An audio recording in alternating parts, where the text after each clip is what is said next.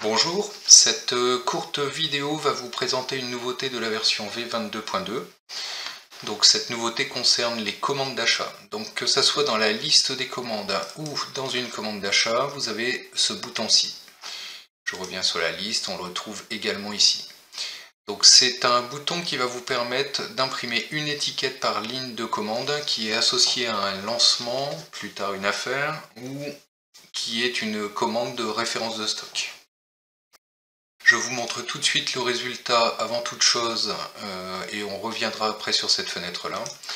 Je lance l'impression, donc le résultat obtenu est le suivant, c'est-à-dire que nous avons sur la première ligne le fournisseur de la commande et le numéro de commande. Et on vous rappelle en dessous la référence fournisseur de la commande d'achat, donc le texte d'intitulé de la commande. En dessous, vous allez trouver le lancement de cette ligne associé à cette ligne et le client correspondant à ce lancement, ainsi que la référence client du lancement, donc la référence du document lancement. La troisième ligne va vous donner par ordre de priorité ou la référence fabricant, ou la référence fournisseur, ou la référence interne white de la bibliothèque. Cette référence interne peut aussi venir de la commande d'achat si vous avez saisi manuellement la référence fournisseur par exemple dans la colonne associée. Vous trouvez également la quantité commandée et la désignation en dessous.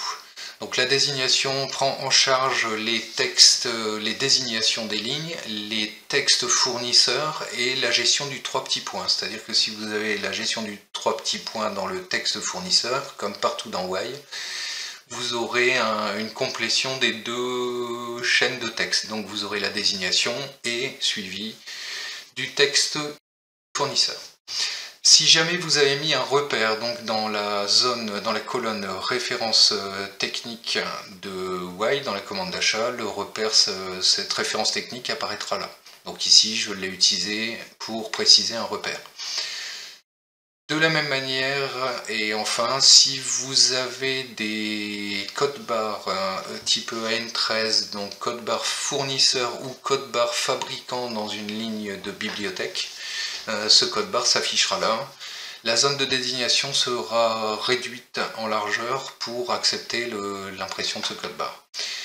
Dernier cas de figure, si vous avez des références commandées pour les stocks, vous n'aurez pas cette deuxième ligne avec le client, le lancement et la référence la référence lancement.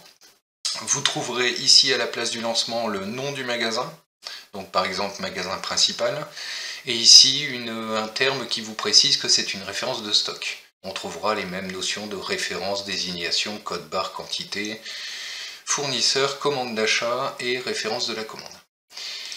Alors pour revenir sur cette petite fenêtre intermédiaire, en fait vous allez pouvoir paramétrer deux choses. Le mode de fonctionnement si vous utilisez des étiquettes continues, donc typiquement des imprimantes thermiques.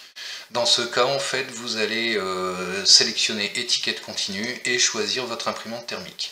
Si vous utilisez des pages d'étiquettes, vous allez pouvoir choisir l'imprimante de destination. L'impression directe va vous permettre de préciser que vous ne voulez pas voir la page d'aperçu avant impression et donc l'impression se fera dans ce cas directement sur l'imprimante sans voir l'aperçu avant impression.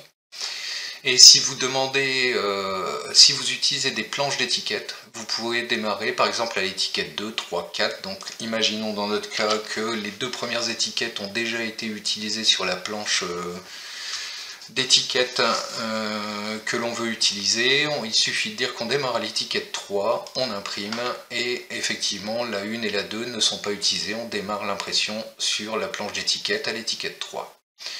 Alors ces étiquettes sont très pratiques et peuvent être utiles en phase de réception, c'est-à-dire que vous passez votre commande d'achat, vous imprimez cette planche d'étiquette, en phase de réception on accole ces étiquettes sur les produits correspondants, ce qui vous permet de localiser dans votre usine des produits avec cette fameuse étiquette qui vous permet de savoir que ces articles sont prévus pour tel lancement, tel client.